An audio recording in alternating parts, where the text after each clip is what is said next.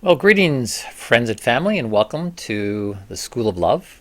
I'd like to start off with doing a little bit of the heart-brain coherence practice, but this time I want to add a third dimension to it, adding gut coherence, so that we link up all three intelligence centers of the body.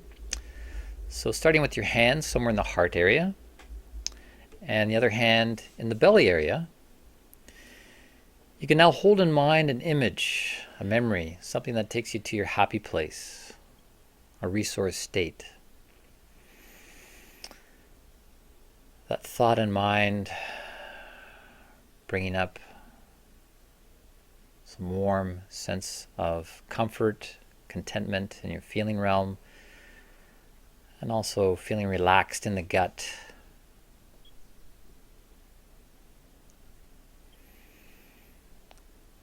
And breathe as if you're breathing with your heart.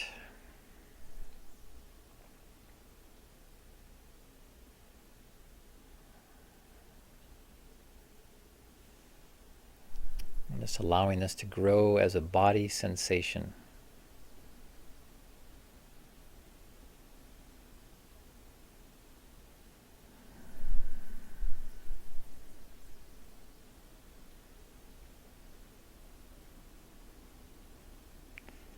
Heart, brain, gut coherence. So welcome to this session of the School of Love. The scientific revolution keeps rolling, and rolling right over some of its own assumptions. Some assumptions that get taught in schools at the highest levels as settled science, including the inaccurate portrayal of the heart as a mechanical pump, just pumping blood in the middle of your chest. This is well documented to be anatomically impossible, and one of those things where conventional science can't put the pieces of the puzzle together. Why? Because it doesn't have all the pieces of the puzzle. The reality is that where there is knowledge, there is the temptation for ego inflation. But it would be better if we accepted there is lots of mystery left in life, much to explore, and that truly we each need to take part in doing science, so we can each see for ourselves and know for ourselves within our own comprehension.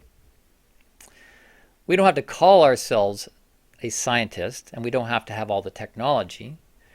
We already have much technology in ourselves to do phenomenological science, letting the phenomenon of life teach us about life. Similarly, we need to be doing art without needing to call ourselves an artist. And this is another important duality, balancing the arts and science, to balance them within ourselves, and through this to develop omnidirectional cognition. And that's why in the School of Love we are learning the art and science of love. This is to foster the holistic growth and understanding of our humanness and what we've got to give. Something I keep repeating and will repeat again, the greatest casualty of the scientific revolution is the image of the human being. The idea of the human has been completely deconstructed, dissected, and reduced to what is only provable. But are we to reduce the world and ourselves to only what is scientifically provable? Is that even logical? The deconstruction of the human didn't actually begin with the advent of science. At the Church Council of Constantinople in 869, it was decided that the human spirit does not exist. It was dogmatically decreed that the human being consists only of body and soul, and it was a heresy to speak of a human spirit. More recently, in its dissection of the human, an attempt to find the location of the soul, science has decreed that there is no soul, and it is scientific heresy to suggest that there is one. There is no soul, no inner life, no existence beyond death. If it can't be proven, It can't exist. But are we to reduce ourselves to only what is scientifically provable? Is that logical? Is that even sane? The reason why this is concerning is for the same reason Rudolf Steiner made a big deal about the heart not being a pump. Is because he said in order for humanity to progress properly, we have to understand ourselves correctly. He made a big deal because it is a big deal. And it involves another big deal, which is central to this session. A big key. In fact, the key to power, which is the name of this session. The key is this. The image you hold in mind will determine what you manifest. What you hold in your inner life, yes, your soul life, if you will accept for a moment that you have such, despite science decreeing that you don't, what you hold inside, whether conscious or not, will be reflected on the outside. This is really no big secret. We can see this phenomenon functioning all the time. You get an idea in mind, then it works its way outside into manifestation. I teach this in the spiritual boot camp using the elements to illustrate it. Fire, air, water, and earth phases. Things begin with the warmth or spark of an idea. Then the idea moves to earth stage, where you fan the spark by thinking and speaking about it. But the idea is still up in the air. Then it moves to water stage, where details begin to coagulate and come together. Lastly, it comes to earth stage, to concretion, and comes into manifestation. But it all starts with an idea, an image in the mind on the inside. This is the power we have as an ego being, who is not only the one as the lover in life and the mediator, the cognizer, but also the creator of life. Think about it. If you hold an erroneous image in mind, such as the image of the heart as a mechanical pump, and imagine feelings of love as just electrical impulses and chemical reactions to sensory input, you could be sold short on your potential as a human being. You could end up with arrested development. And we're seeing everything in the manifest realm has a mechanical and organical side. But if we just look at things as mechanical, we will miss the living aspect, which could block us from our subjective experience of an actual phenomenon. Which is why I'm introducing the phenomenological approach to sciencing in the School of Love. So we can allow ourselves to see that the rhythmic system in the center of our being is so much more than the image that's been presented in textbooks. Why it is imperative to understand the true nature of your heart so that you can know its full functions as an organ of perception.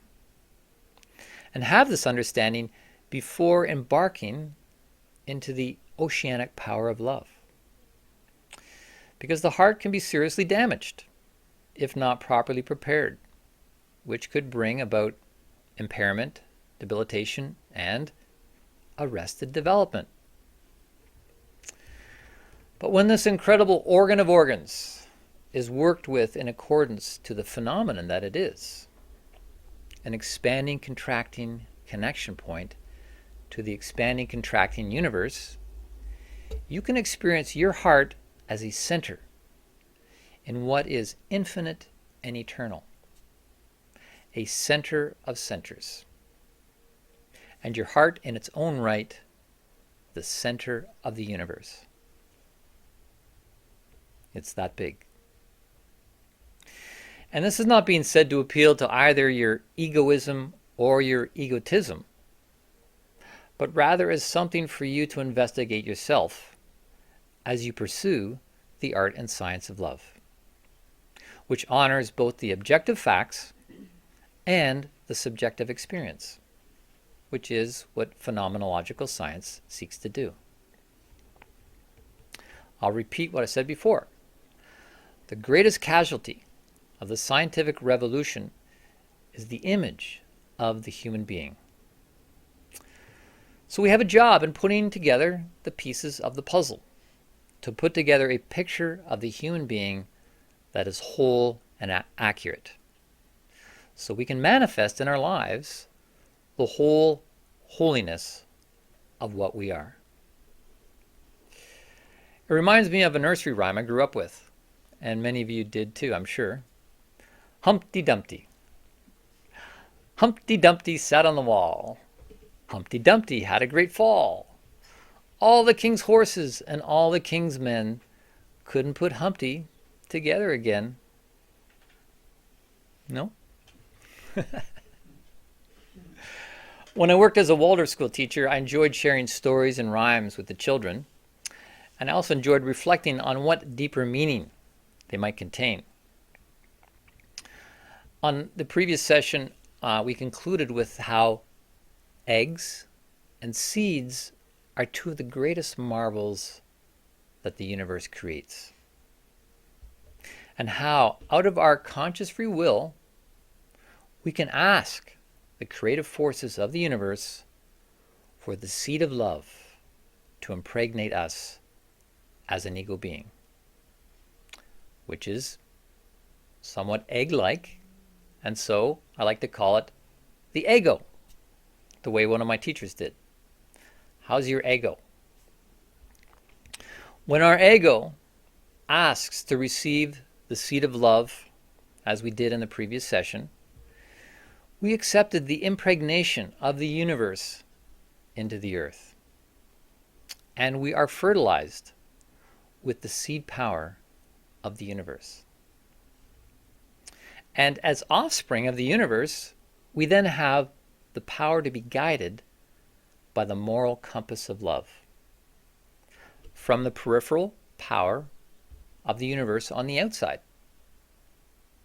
And the seed of the universe inside working together the same way a compass needle interacts with the magnetic field of the earth. That is what we need to evolve to our fullest and to be a glory to the universe as a love child of the universe. So where does this leave poor little Humpty Dumpty? A little ego who fell from a high place, cracked open on earth, deconstructed, dissected, and with a doubtful future. All the king's horses and all the king's men failed in putting Humpty together again. Using our earth-based logical linear thinking will not do it for Humpty.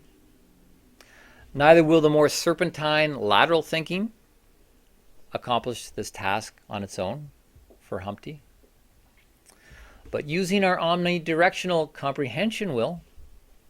I've been saying from the beginning, it is only within your own comprehension that you can put things together.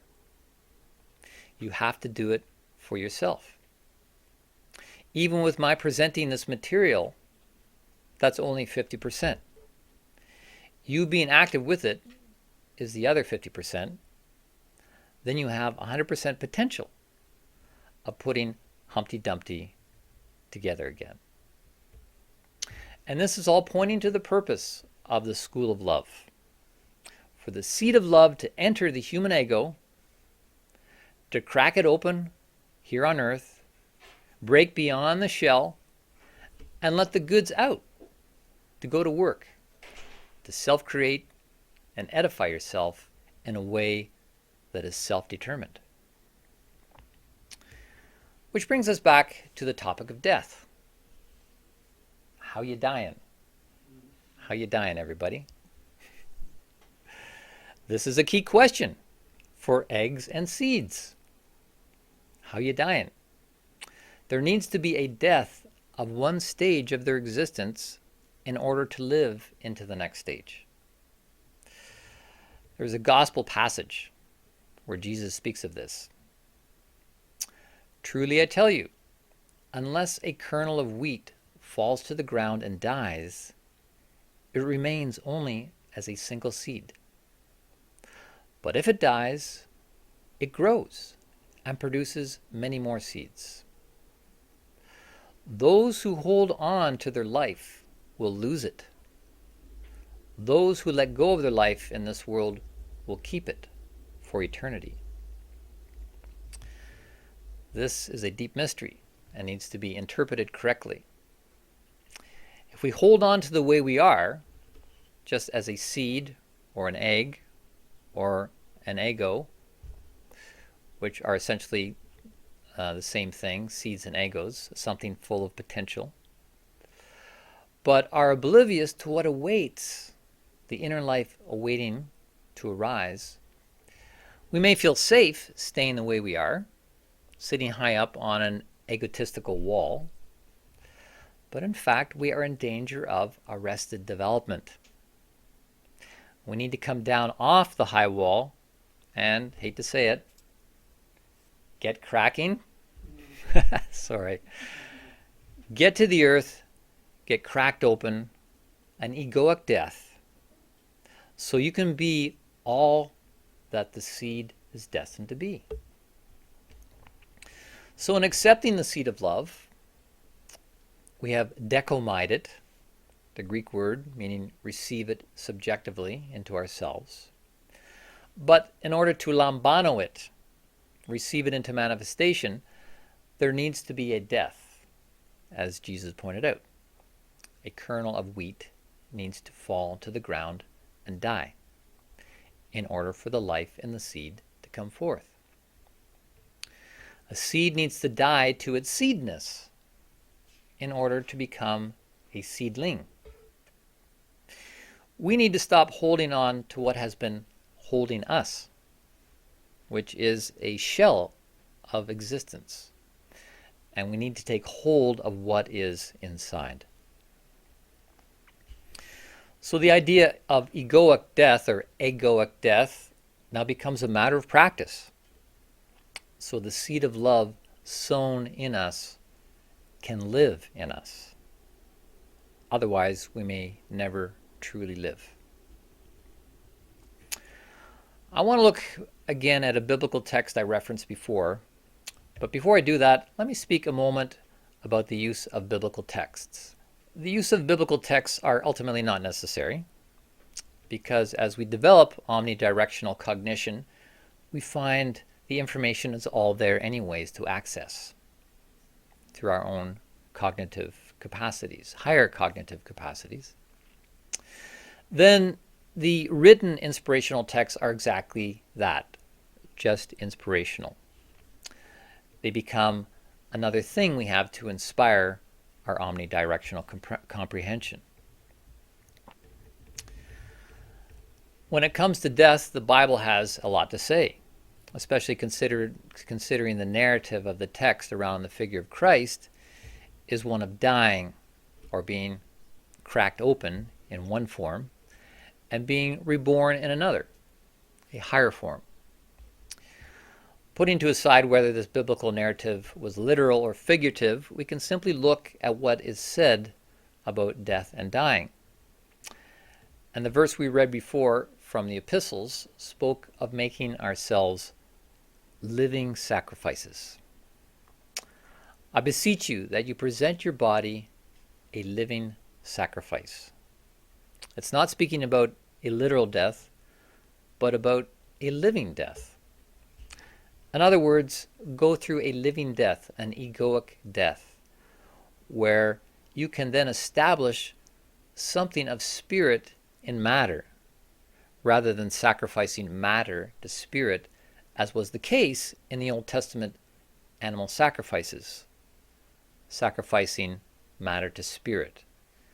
We want to establish something of spirit in matter through a living sacrifice. So we're talking about a new relationship to death, and not one that we need to fear. In these words written by the Apostle Paul, who originally went by the name Saul and had been a highly educated Jewish leader and was quite familiar with the old ways, says in the full verse, "I beseech you therefore that you present your bodies a living sacrifice, holy, acceptable unto God, as your spiritual service." So he is speaking of a living sacrifice, making a sacrifice of the self as a spiritual service. This, of course, speaking of egoic death. Death to the lower aspects of the self, so we are free from egotism to perform spiritual service. In the following verse, he gives indications on how to do that.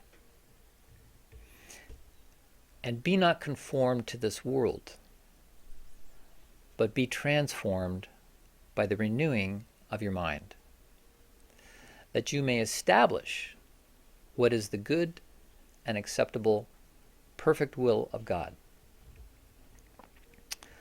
Elsewhere in the epistles, Paul says, "Put off the old ways and deeds, and put on the new ways. Put off the former conversation, the old nature. Put on the new nature. Be renewed in the spirit of your mind." So if we look closely at this, we can see that there are actually 3 steps, a 3-step process to carrying ourselves through an egoic death to the birth of a new and higher nature. So step 1 is to put off the former ways, also known as the ways of corruption. If we want to manifest the seed of love, which is not a physical seed produced on earth, but rather an incorruptible seed produced by the universe at large, we need to put off the corruptible ways that are conformed to this world, as he says in the verse. He says, we are not to be conformed to this world. The guidance to do this is not found solely in the spiritual guidance of Christianity either, but in Judeo-Islamic texts as well as really all spiritual guidance. To not be conformed to the ways of this world, which are corrupt and which are, of course, Maya, part of the grand illusion. To not follow the ways of this world, which can be full of deceit and destruction, is, in other words, leading to corruption. And Paul lists some of the traits connected to this, such as anger, jealousy, vanity, lust, greed, malice, corrupt communication, and so forth. All the things we're so familiar with that produce negativity in ourselves and others. We all have stuff to overcome.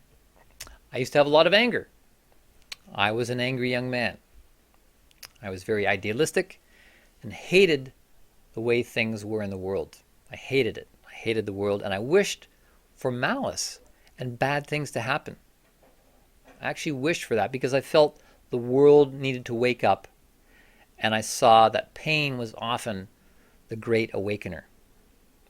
So I felt no compassion, no forgiveness toward anything, and my anger was seeking ways to inflict pain and suffering in the world. Until I came across one verse in the Gospels that says, "It is inevitable that stumbling blocks will come, but woe to him through whom they come." And this one verse turned me around, as I realized it wasn't my position to create stumbling blocks for others. It's not my role to bring pain and suffering into the world to try and wake people up. People already have pain and suffering and stumbling blocks due to their own egotism. So now I believe and see my role, our role, is to bring love into the world. And that love is the light to move people's hearts in the right direction. So in this first step, it's about putting off the former ways, which includes what is called corrupt communication. In spiritual guidance, there's often a lot of emphasis on the power of the mouth. The power of the mouth to create good or create garbage. And here's an example of a passage that says, "Do you not understand that whatever enters the mouth goes into the stomach and is eliminated? But those things which proceed out of the mouth come from the heart and defile a person." More important than what goes into your mouth is what comes out of your mouth. This is what defiles the heart. So that's why I like to say, more than mouthwash, we all need mouthwatch. Mouthwatch. You can pick some up at Shoppers. So the first step was to put off the former ways, the old ways that lead to corruption. The second step of this transformational process is to put on. Again, this is something we do totally out of freedom. Life is not going to do this for us. It is not going to dress us up with a new nature the way it did with our physical body. We have to put the new nature on. This is our spiritual work. This is our spiritual service. So what are we to put on? Paul says to put on the new nature, which is true righteousness and true holiness, which is another way of saying get right with wholeness. Get right with the wholeness of your humanity. Get the right picture of what all the pieces are. And in terms of the pieces, Paul suggests at one point, well, not suggests, he says, above all, put on charity, which is perfected love. Put on charity, which is perfected love. And love from the Greek text is sometimes translated as charity, which actually is helpful to portray love that way, to be of a charitable and giving spirit, as distinct from love being romantic love or infatuation or animal magnetism, which are all ultimately temporal things of this world. Love as charity, a charitable and giving spirit, is not a temporal thing, but of a higher nature. Let's move on to the third step, and this is the key to power. To repeat, he says, be not conformed to this world, but be transformed by the renewing of your mind. The renewing of your mind. Be not conformed to this world, but be transformed by the renewing of your mind. And the Greek word for conform is sushimetzo, which means to be fashioned.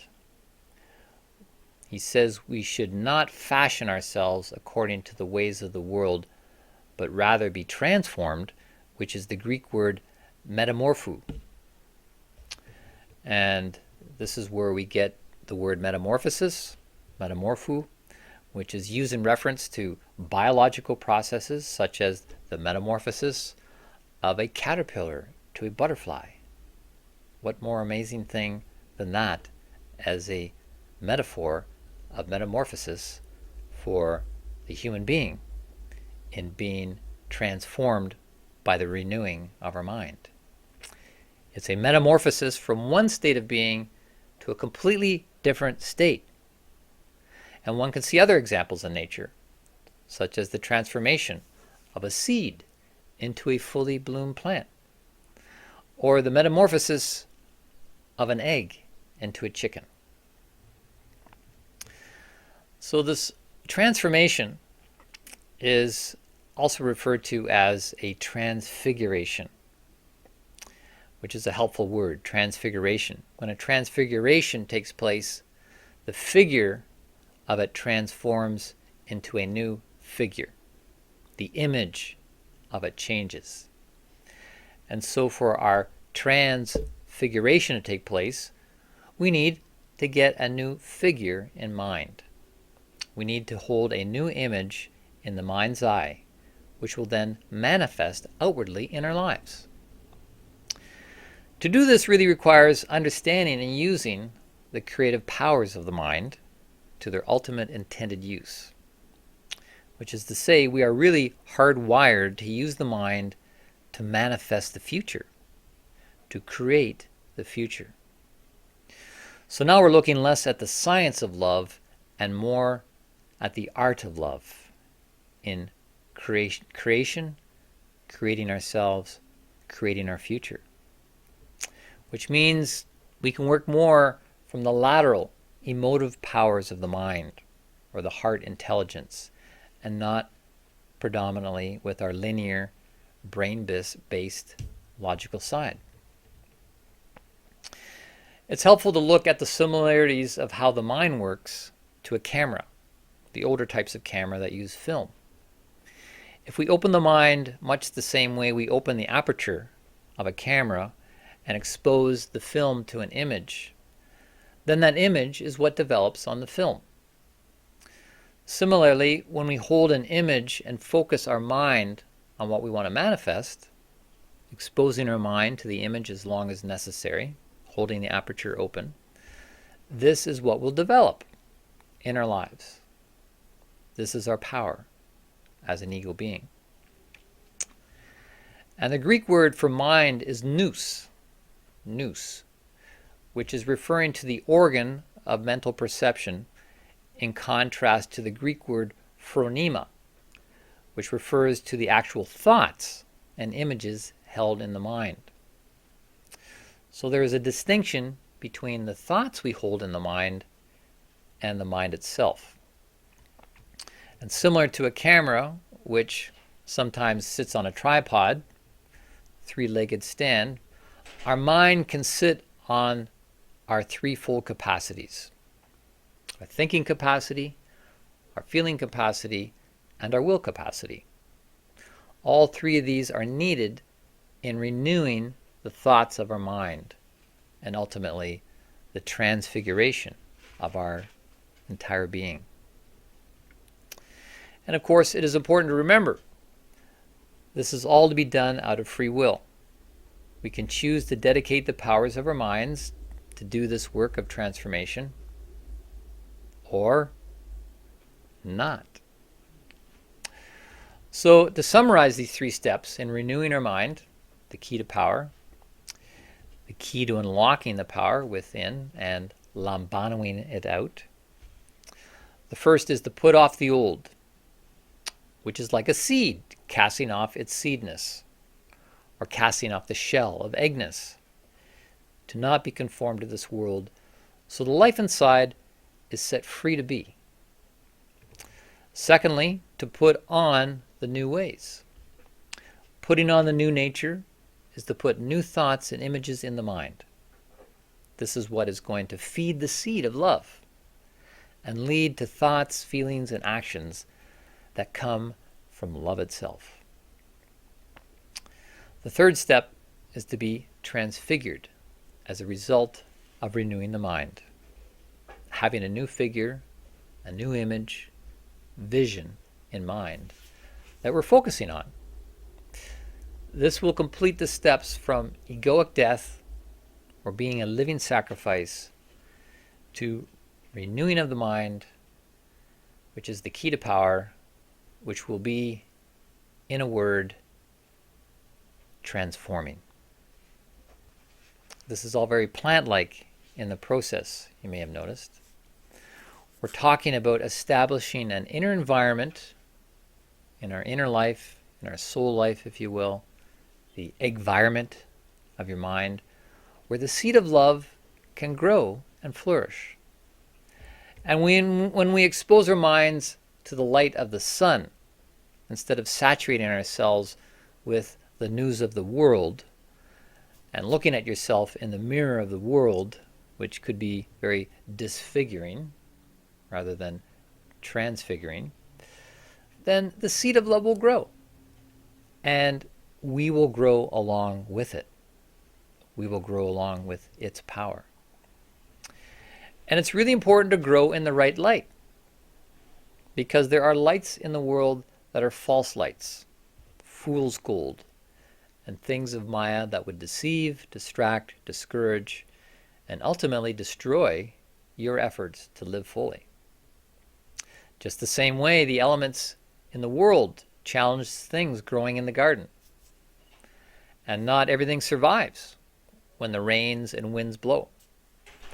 The winds and rain of the world will test and challenge us. But ultimately, we are made strong when we renew our minds with the right light. And it's important to know there is something working for us, and not just things working against us. Important to know that. There is something referred to as the law of love, which is actually not a law at all. Not in the usual sense of the word law. It is referred to as a law in the context of referring to what are considered spiritual laws written in the law of Moses, for example, also referred to as commandments.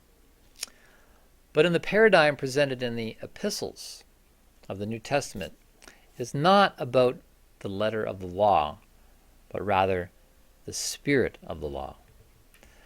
The letter of the law is like training wheels for the human in earlier stages of ego development, and is needed as such to prepare the ego for greater measure of freedom, which was to come. And the strictness of some of the laws found in many of the older traditions act kind of like a garden stake, staked to young plants to support them in the earlier stages of growth, so the wind and rain didn't knock them over. The law of love is in a different spirit than that of the commandments or rules or dictates to direct the actions of people as an external source. The law of love is internal and directed by the seed of love itself. As we spiritually evolve in our evolution as free will beings, it is less in keeping with the zeitgeist, or the spirit of the times, to be directed from an external source. That might still be necessary for children, but we are no longer meant to be treated as spiritual children, as we were in earlier stages and phases of our evolution. To continue on with the older ways unnecessarily could lead again to arrested development. So to understand what is meant by the law of love is really to understand love as a principle of life. A principle of life, like gravity, where you are left free as to how you will relate to gravity and use it in your life. I'm not always happy with gravity when I drop my almond butter toast face down on the floor. But gravity, on the other hand, does keep my furniture from bouncing off the ceiling. Likewise, the law of love is there for me, but up to me how I relate to it. It doesn't exist on the physical plane like a physical law, like gravity, but in fact our task is to manifest the law of love on the physical plane, to make its effects felt in the physical realm, like gravity. And as a principle of life, the law of love is inherent in the design and functioning of life. Those who wish to live with love in their life can choose to work with the law and principles of love. The law of love could also be looked at as the geometry of love, or the sacred geometry of love. And within the sacred geometry of love, we come to another duality: the vertical and the horizontal. The vertical and horizontal relationships of life. It's about keeping a balance between love on the vertical axis and love on the horizontal axis. If this balance is kept, then we'll be living the sacred geometry of love. and live in balance and centeredness because of it working for us as a principle of life. So what does the horizontal and vertical axis refer to? In the Gospels, the vertical axis refers to your relationship to the higher power, or the creator formerly known as God. But we know from Nietzsche that God is dead, right? Or rather, God has moved on and may not even go by the name God anymore. So as a free will being, it is up to you to decide how you address the vertical axis. But this half of the law of love is described in the Gospels as loving God first. And with regard to the how of doing this, it says it's to be with all your heart, soul, mind, and strength. With all your heart, soul, mind, and strength, which is to say, with all of your being, in short. To be fully focused on the light of this axis, as a plant would be fixed on the light of the sun, especially if it's a young plant staked up with a vertical stake. In other words, our alignment with the axis is foundational, especially when heavy winds and rains come, as they will. And the way our relationships work on the horizontal axis will depend on the quality of our vertical relationship. So the other axis of the sacred geometry of love is the horizontal axis, and is about loving the other, which in the Gospels refers to your neighbor. And neighbor is simply code language for anyone else in the world, which is the horizontal plane. In terms of how we should love the other, the epistle to the Galatians reads, "For all the law is fulfilled in this: love your neighbor as yourself." All the law is fulfilled in this: love your neighbor as yourself. The law of love. You should love the other as if loving yourself. Now, of course, this assumes that you do love yourself and understand the primacy of self-love as described in a previous session. So then when it comes to loving the other, we can ask ourselves, how would I like to be loved? How would I like to be loved? How would I like to be loved and treated in this situation? This is critical to understand because in terms of being a law of life, this is like a law of physics, where things work in a particular way. And in this case, it is about understanding that you love the other as you would love yourself. Because, in the end, it is about the love you receive. It does determine the love you will receive. We can even feel it in the moment when we send love to another. We're actually sending it through ourself. We are the ultimate benefactor of the quality of love we send out. Every time we extend love to another, even if they don't receive it, even if they don't feel it, it's like investing in the love bank where it is kept for us. And I'm sure with interest.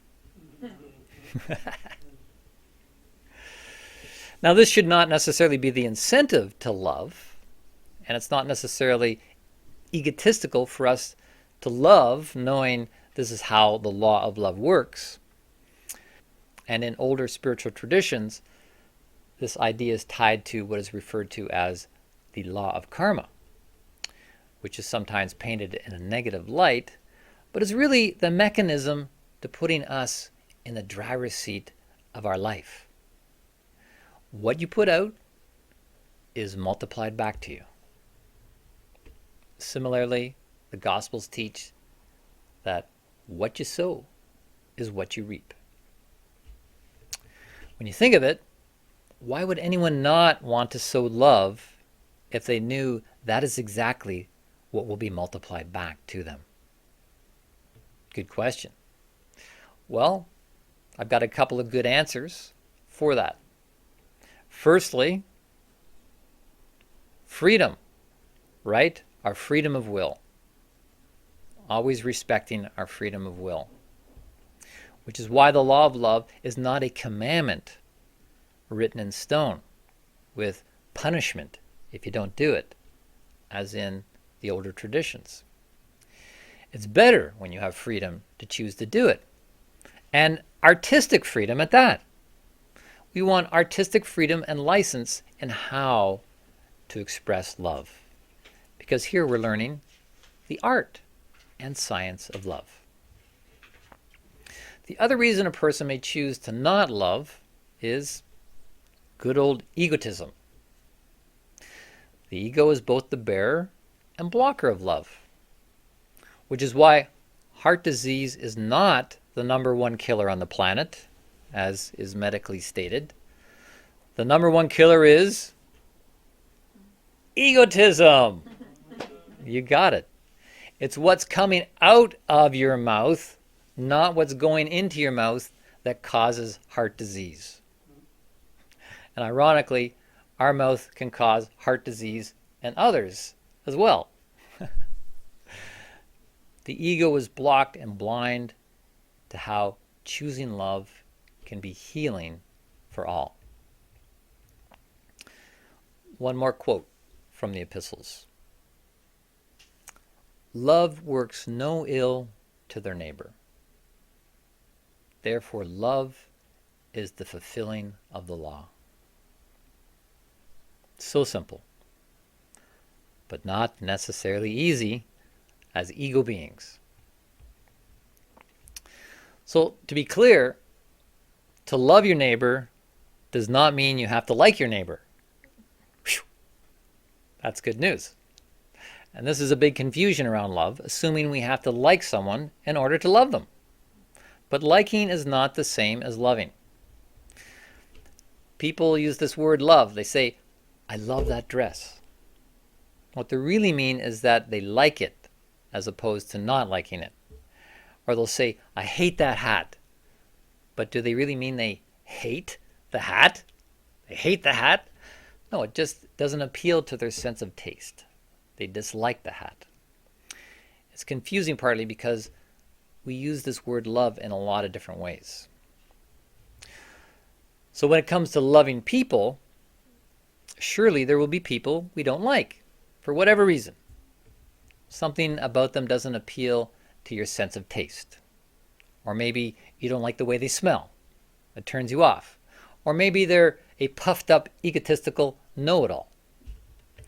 You certainly don't have to like that. Maybe you don't like them because they talk too much. Or maybe they don't talk enough. That can be an ego issue too. But just because they have issues, and who doesn't, is that an excuse to not apply the law of love? To not invest with love? Both of you would lose out. In fact, this scenario is when love can really kick in. Because it's easy to love people you like and get along with, but it's much more of a test to see if you can love someone you don't like the same way you would love yourself. And life will test us. But you are a free being to love or not love, just as you are free to like or not like. But if we choose to find a creative way to love another, we might even find it helps them overcome their ego issues. As we know, knowledge puffs up, but love edifies, love builds, love heals. There's also the question about loving someone who has hurt us. If we love them, are we saying it's okay what they did? Is loving them the same as forgiving them? And do we want to do that? Especially if they haven't recognized how they've hurt us, or apologized, or maybe even continue to hurt us or others. Firstly, people need to be loved most when they deserve it the least. So we can always hope that love will lead to transformation and transfiguration and healing. Love takes many forms, including tough love, where we confront a person, preferably with nonviolent communication, to awaken them to how their actions are affecting us. If this produces no change, we don't withdraw our love as a form of punishment to them, hoping this will achieve change. The biblical advice on this is that if someone does not receive what you're giving them, they're not hearing you, you don't withdraw your love, but you can withdraw from the relationship. You shake the dust off and move on, as it said. Sending love, but from a distance. And if this is not possible, then you may have to be satisfied with the fact that you have spoken your piece and hope that the teacher of time and space will take care of it through time and with space. And maybe you'll have to wait until the person recognizes how they have hurt you before you can acknowledge that you forgive them. In the end, we all have our issues and have inflicted harm on the world, often without even knowing it. Holding each other in prayerful compassion as we go through the trials and tests of egohood can sometimes be the best we can do. But withholding love is always a lose-lose situation. Here's another question. When is love not love? Apparently a lot of the time. There are a number of scenarios, including thinking that what we feel as love for another is really just us in love with the feeling of love. And we just use the other to feel love within ourselves.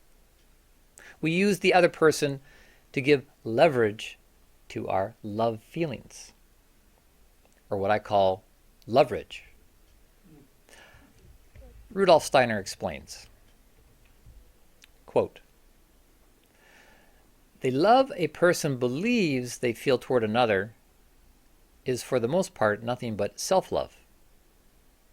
A person supposes that they love another, but in this love is really self-love. We see here what can be the source of great self-deception. In other words, a person may suppose that they are giving their self up in an overwhelming sense of love for another person. What is felt is a state of rapture in association to the other person. What is experienced within is but due to the fact they are in the presence of the other person, making declarations of love to the other person. This is what is really loved. In this, the person is really just loving themselves through the relationship with the other person. This is a key to the mystery of human love and of enormous importance. This love that a person supposes is real is really only self-seeking egoism. In the great majority of cases, the love that plays out between people is only masked egoism and is a source of the greatest imaginable and most widespread anti-social impulses through this self-loved masked as real love. End of quote. So what Steiner is saying in these sobering statements is that this supposed love for another is really illusion and self-deception. We're actually loving ourselves through this relationship. It's egotistical grasping, or should we say gasping for love. We use the other person to give leverage to our feelings of love. Leverage. If it feels a bit like a dog chasing its own tail, you're right. So how does our dog break out of this pattern? Well, as stated earlier, the renewed mind is the key to power. A key unlocks. In this case, the renewed mind will unlock the slavery to the egotistical lower nature. And secondly, the renewed mind will unlock the power of the seed of love, the new nature. This three-step process puts off the former nature, puts on the new nature, and is transfigured by renewing the mind, having a new figure in mind. When a seed puts off its former nature, its outer shell, it makes way for the new being that wants to come through, the life that was trapped inside the shell. So now we're seeing where this whole thing about freedom is going. This word that comes up in every session, freedom. We ultimately need to free ourselves from ourselves. The limitations of our shell nature. The superficial and erroneous picture we've been carrying of ourselves, so the greater cannot come forward. With regard to the egotistical grasping, masked as love, we don't need to rely on others solely as a source of love. We don't need to love ourselves through others as a way to feel love. We have learned the primacy of self-love and making sure we're getting love from ourselves. And we've learned that in the geometry of love, the vertical axis of love comes first and is foundational. With regards to the vertical axis, I can personally testify of the importance of keeping this relationship first and foremost in our life, which is, in fact, an extension of the primacy of self-love. Because it's a higher part of ourself that we're loving and being loved by on the vertical plane. Loving yourself down here on the horizontal plane. Then everything on the horizontal plane can be influenced positively by this strong connection between your earthly self and your greater cosmic self. So the question left is, what image of yourself do you want to hold in mind and manifest? What kind of image do you want to create in your inner life? What kind of life do you want to create in your outer life? How do you want to see yourself, both inwardly and outwardly? How do you see yourself now? Do you identify with your physical body, the shell? Do you see your heart as a mechanical pump? What if you dissolved the physical body? What would be left? DNA? This is all temporal stuff. What do you want to identify with that is enduring? How about the seed of love? How about your primary identification being with the seed of love, the seed of the universe? And everything else is just outer dressing, outer shell. Then we can focus on feeding the seed, renewing its environment in your mind, which will unlock the power of the seed of love. Then you can live and give from the seed of love. The key to living is giving. Ask any seed. Ask your heart. It is more blessed to give than to receive. Giving love, living love, grow yourself by giving love. Try it and see what returns from your investment in love. The law of love works when you work it. Can you imagine if people took this law of love seriously? Not just loving family or people they like, but truly treating everyone the way they would like to be treated. This takes courage, of course. Courage, strength of the heart, which takes truly seeing your heart as something other than a pump. Can you imagine if even half the world lived this law of life, realizing their own destiny is ultimately shaped by what they put out, fashioning themselves for eternity? As the Beatles sang, and in the end, the love you take is equal to the love you make. If people really understood this law of love from either the Bible or the Beatles, or best from your own heart's intelligence, we could pronounce the old way dead and proclaim a new day ahead, making love the leading edge. The end.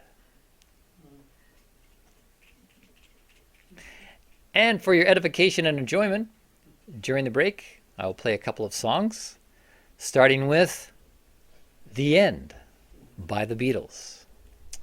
And just to remind everyone that this is the 7th session, but I've extended it by 2 more. No extra charge. And so the 7 sessions just wasn't enough to fit everything in with the way things have been developing. So 2 more sessions to go. And why not? What else are you going to do in a lockdown? You got something better? Well, I know for me it's been amazing to just really focus on love. And the different aspects of love.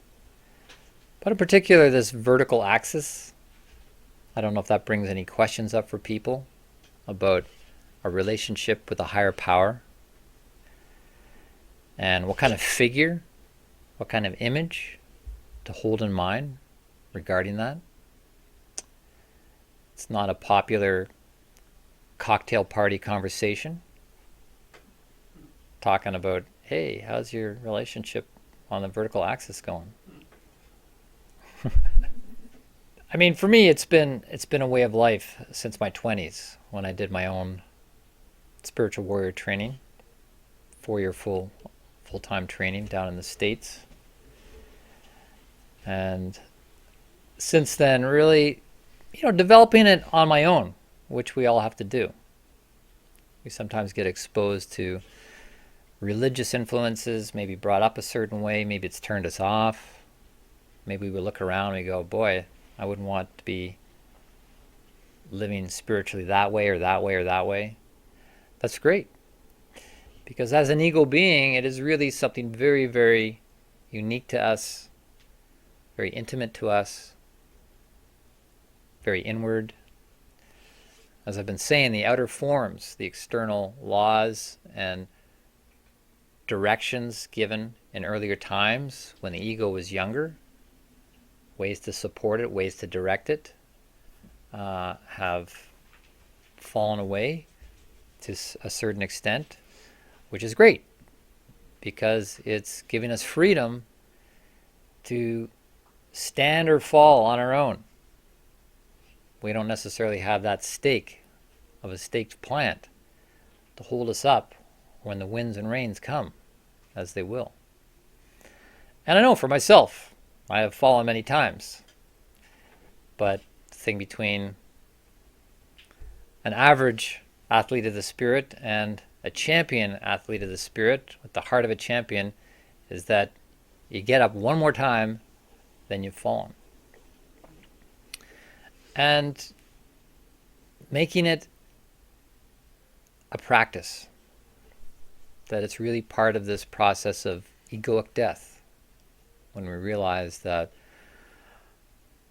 yeah, we can't stand on our own just as an ego, but we need the higher aspect of ourself connected, on board.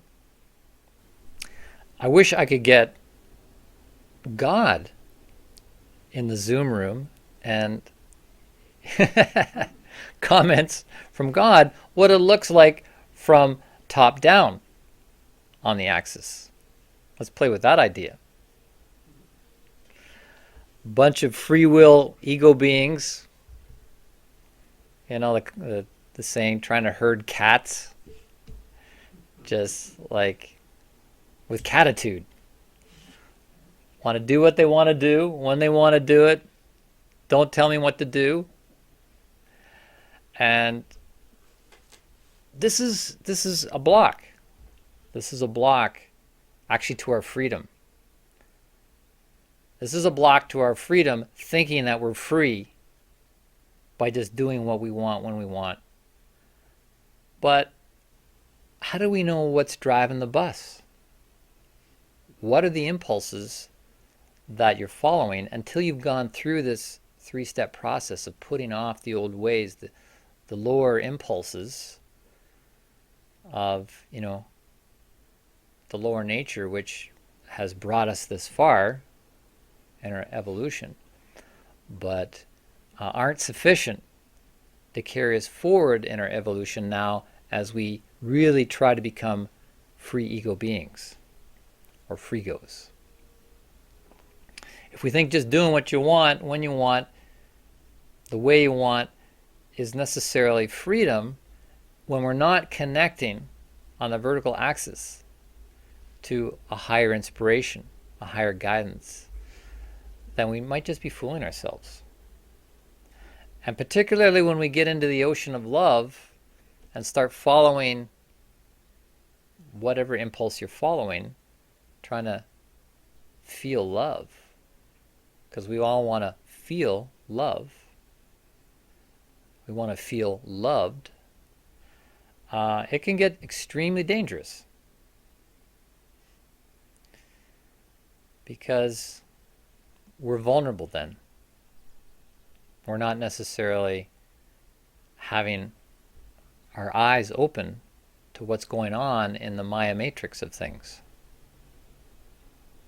We see that woman with the red dress, and then we look back again and realize it's Agent Smith with a gun pointed towards us. Because there are those oppositional forces that would deceive, destroy, discourage, and take us down. The winds and the rains of this world to test and try us, to just see, if we're really pulling the whole holiness together as a spiritual being having a human experience.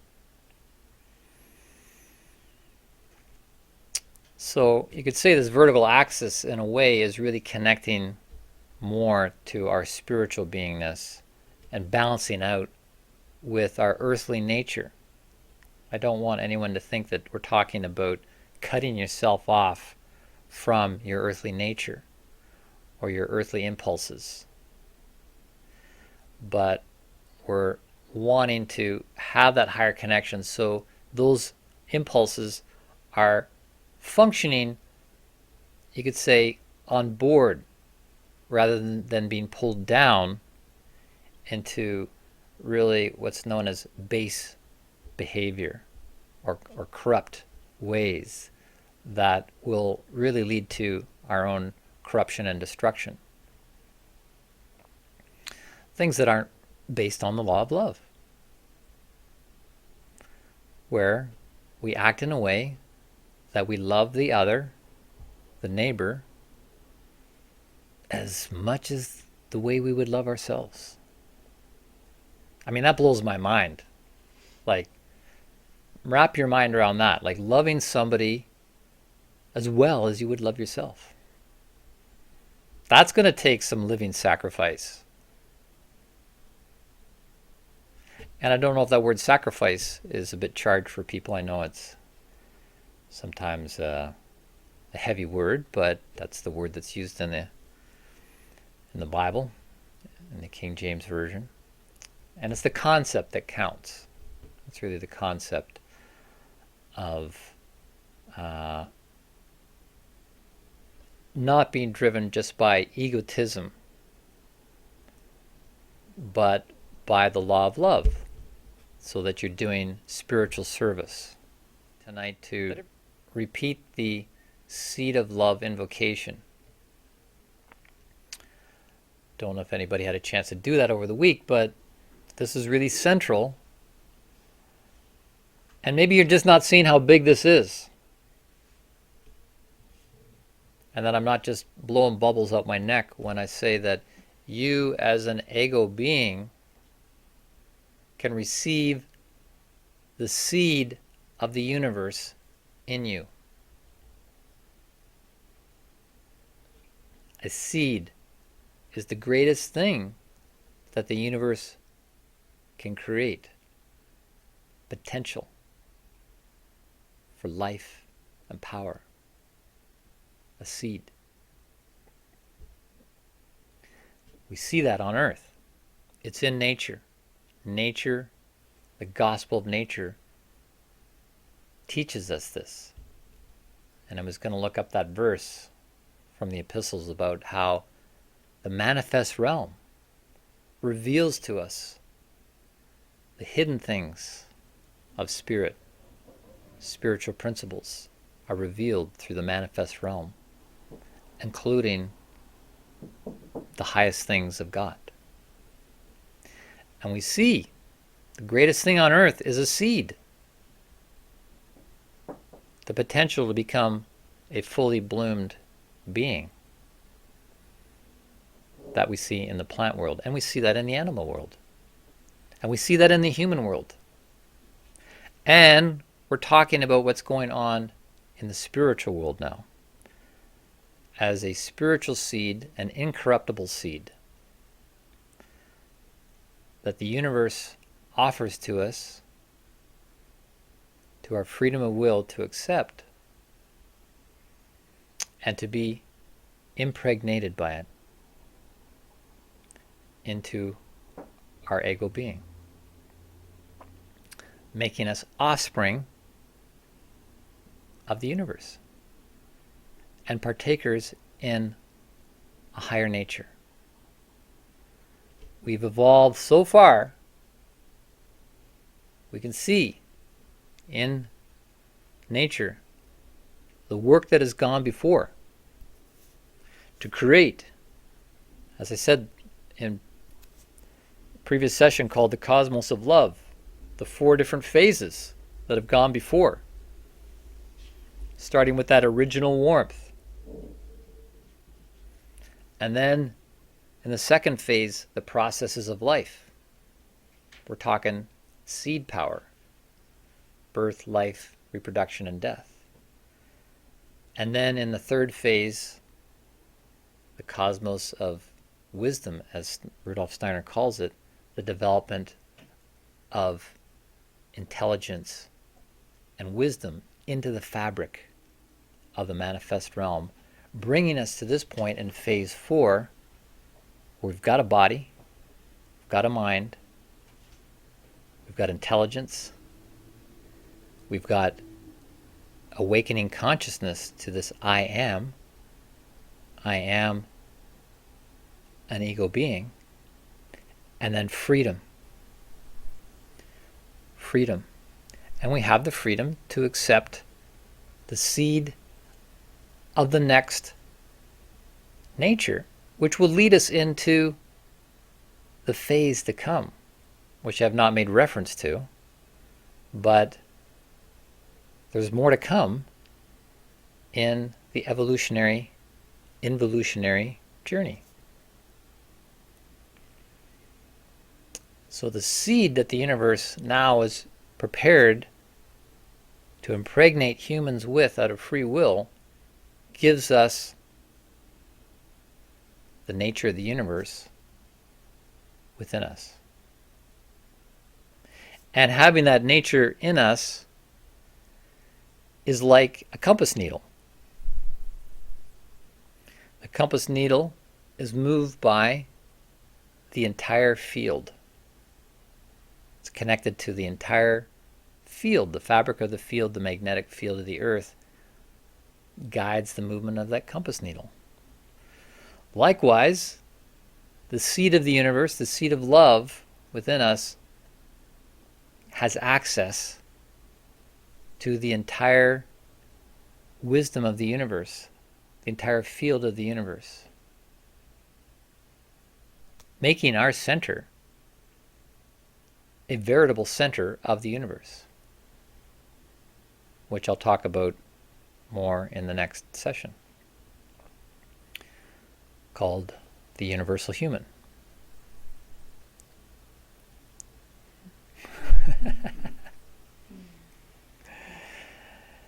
Yep, it's that big.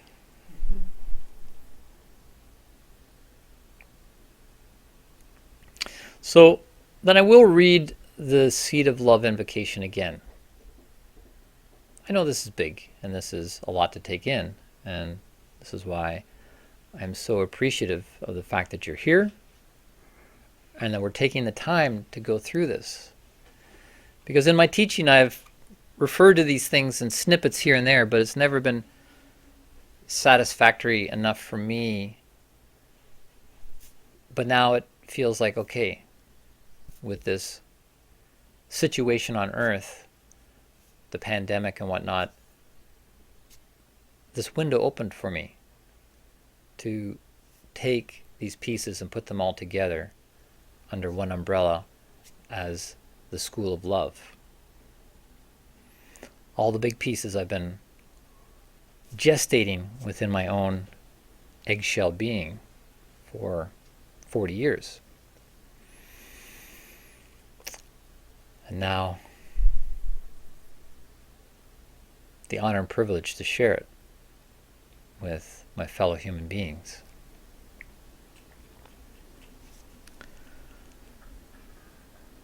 So this receiving the seed invocation, we'll take it slow, we'll take it as a meditation, as a contemplation.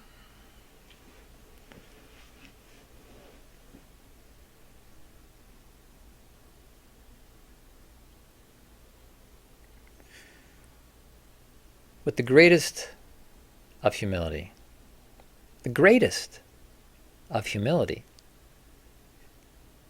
almost like an oxymoron, the greatest of humility,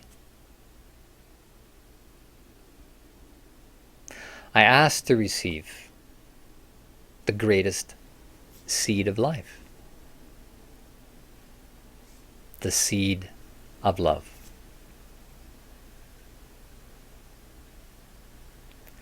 May I receive it into the warmth of my heart. May it be nurtured with the warmth of my blood. May it heal to the marrow of my bones and protect like an eggshell of my being.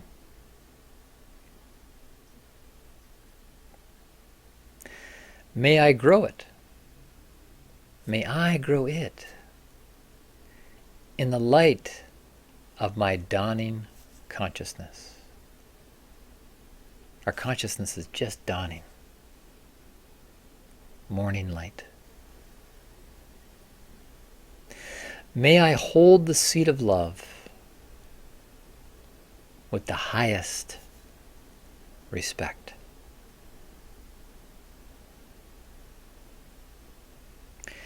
And give of its love to others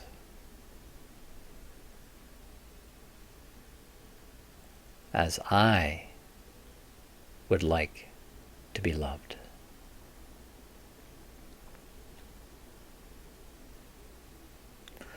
I ask the seed of love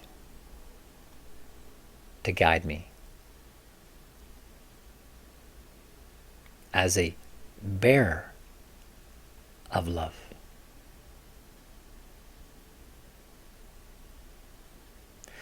Giving freely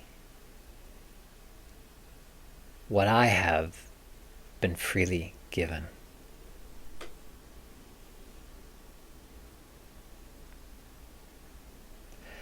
And may I always, always remember the source of love.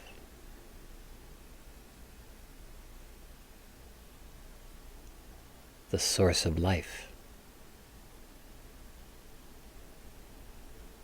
Now and evermore.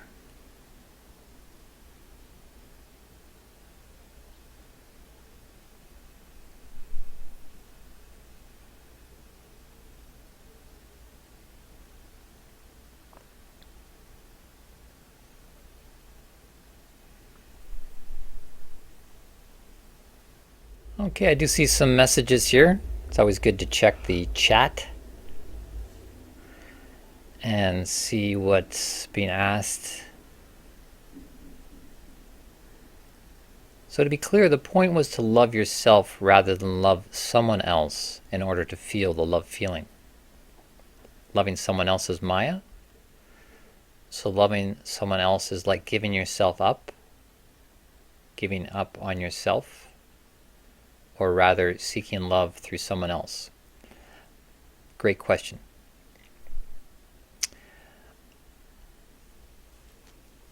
It's not saying that loving someone else is Maya. This is not what Rudolf Steiner is saying, and he's not discouraging us from loving another. He's really pointing to the quality of love and the quality of the ego that the love is coming from. Because, in our early stages of ego development, we are dependent on external things in order to feel love. For example, a child. If a child is surrounded by love, loving parents, loving family, and so forth, the child's going to feel love. And the child is going to turn to the parents and family, things outside of itself, to connect to love. And that's natural.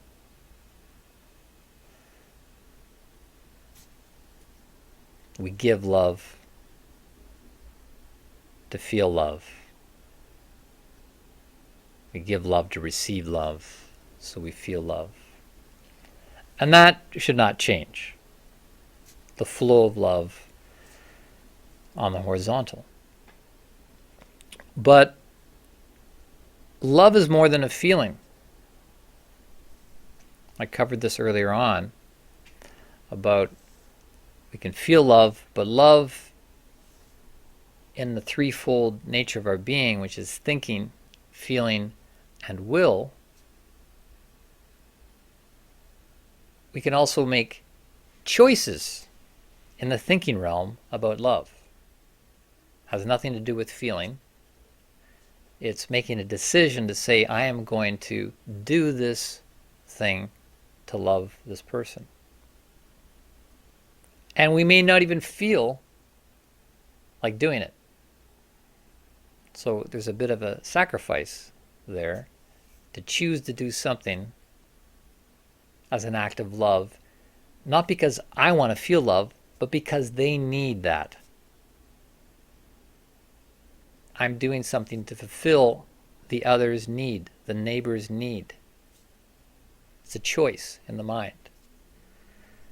It's not because I feel like doing it. And I'm going to get into this later on about the difference between love and desire. If we just do what we desire, that's not going to be coming from love.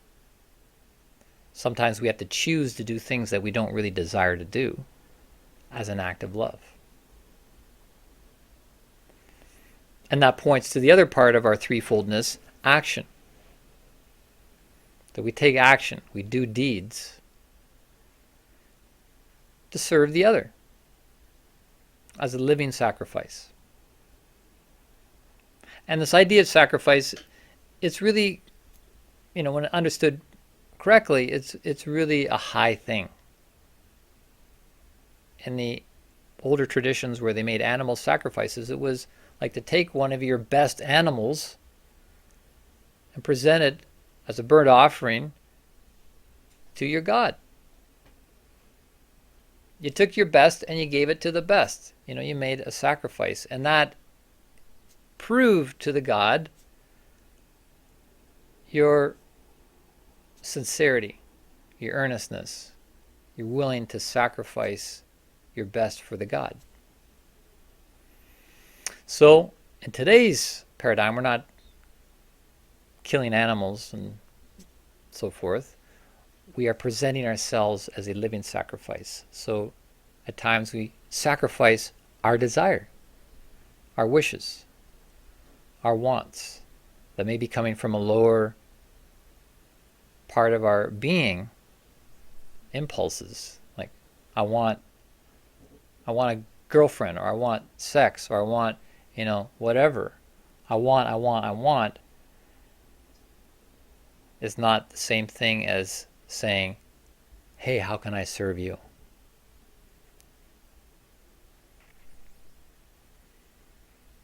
Because isn't that how you would want to be loved? Someone coming and saying, hey, what can I do for you? It's not what I want to do for you. It's like, what do you need me to do for you? That's really going to up the bar in the quality of our lives and relationships when we start to serve what the other person's needing and not just serving our needs and giving to them the way we want to give.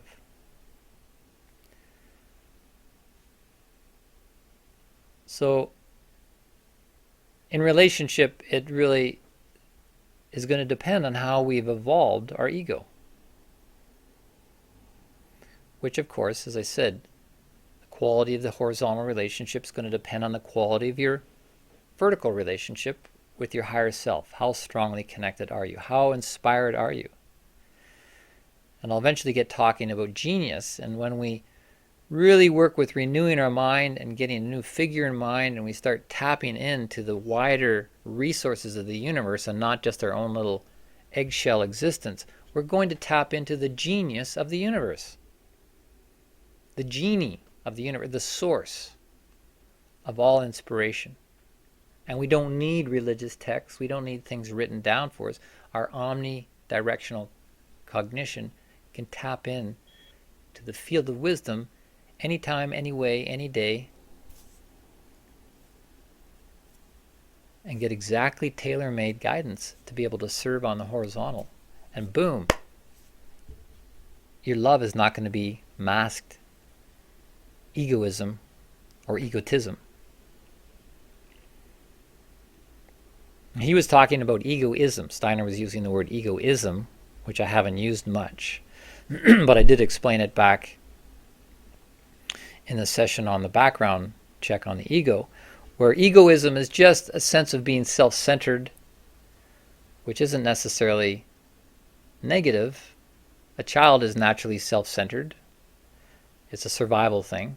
Egotism is a distorted sense of self, either overinflated or undervalued. That's egotism. Egoism is where everything just revolves around us.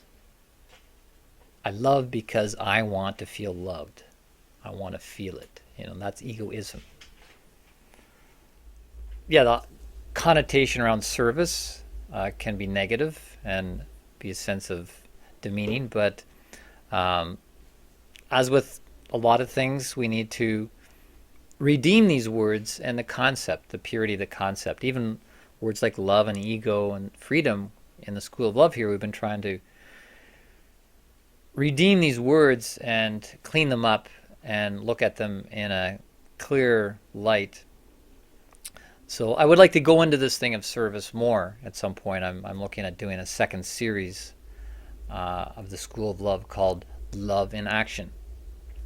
A lot of what we've been looking at here in this first series has been, a lot of theoretical pieces, getting clear on vocabulary and concepts, but to go more into the practicalities of love in action. Because ultimately, there is service to the whole.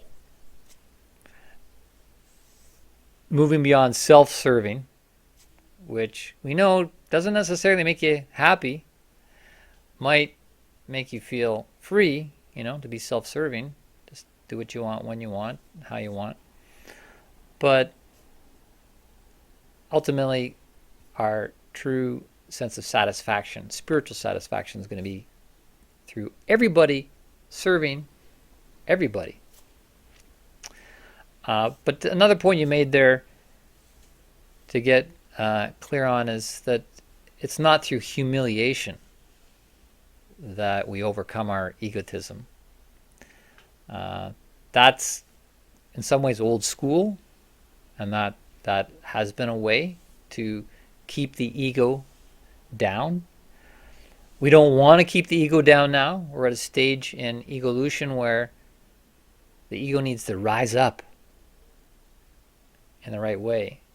So things around humiliation to keep the ego down, keep it subject, keep egotism down is really not appropriate and not respecting a person's freedom.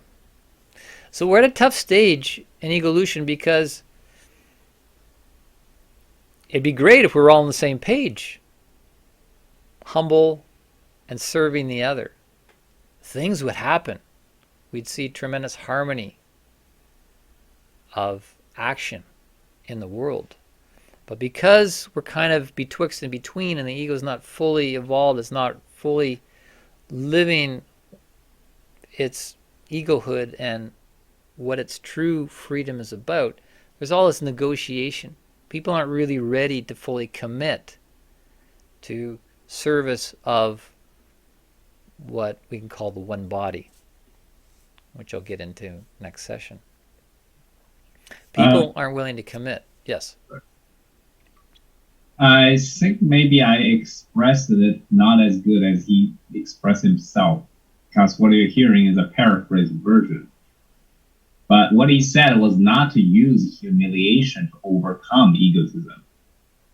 He is saying to love the sensation, the experience of humiliation, and use that love that is unusual to human constitution, because human constitution is to hate humiliation.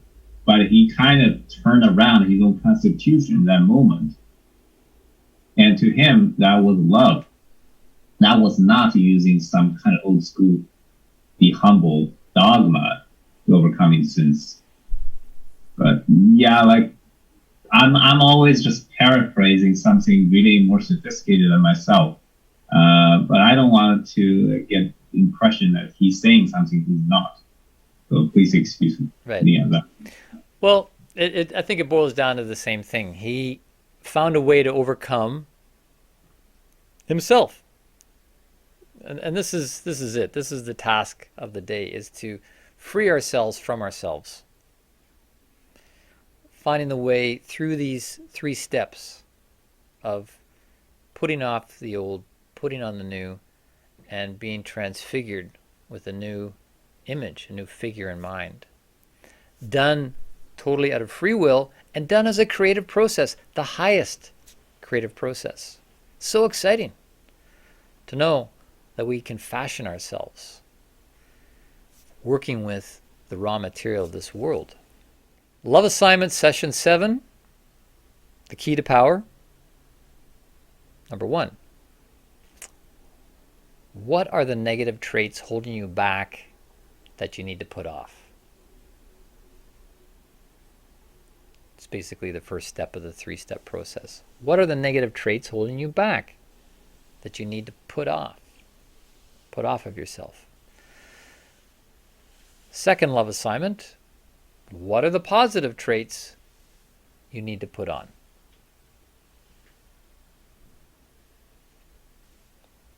Those two would be enough, really, to fill the week as you look out into the world and you look into yourself. Things to put off, things to put on. Third love assignment, get a new image in mind of the new you and something you want to manifest. Hold it in your mind's eye as clearly as possible and pay attention to its manifestation. Same way an image develops on film in the old style cameras. When you expose the mind to an image, it will develop and manifest in the world.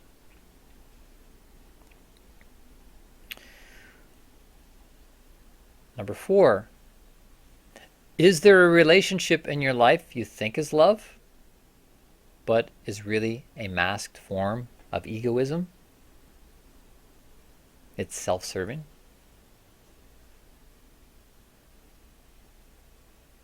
It's a big one. And fifth of all, spend time with your vertical axis, love connection. Spend time with your greater self. Give some airtime to your greater self in a love connection.